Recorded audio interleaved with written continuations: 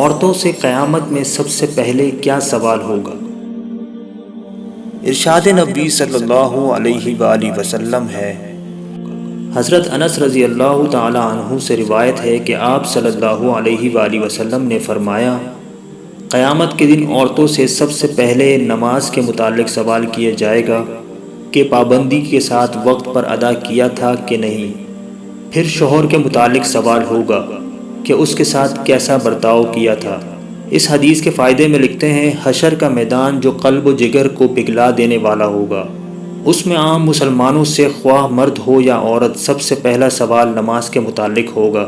قیامت کے دن جو جان کو پگھلا دینے والا ہوگا، اس دن سب سے پہلا حساب نماز کا ہوگا۔ حضرت انس رضی اللہ تعالی عنہ سے مروی ہے کہ آپ صلی اللہ علیہ وآلہ وسلم نے فرمایا، قیامت میں سب سے پہلے نماز کا حساب ہوگا، اگر یہ صحیح نکلا تو دوسرے اعمال بھی صحیح نکلیں گے، اگر اس میں گڑبڑ ہوئی تو دوسرے اعمال میں بھی گڑبڑ ہی ہوگی۔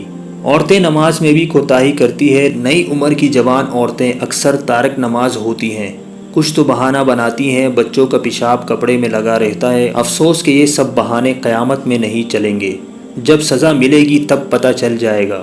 اس لیے عورتوں کو چاہیے کہ نماز کی پابندی کریں۔ گھر کی بڑی عورتوں کو چاہیے کہ چھوٹی عمر ہی سے پابند صلاۃ بنائیں۔ شروع عمر کی عادت اور پابندی کا اثر پوری عمر باقی رہتا ہے۔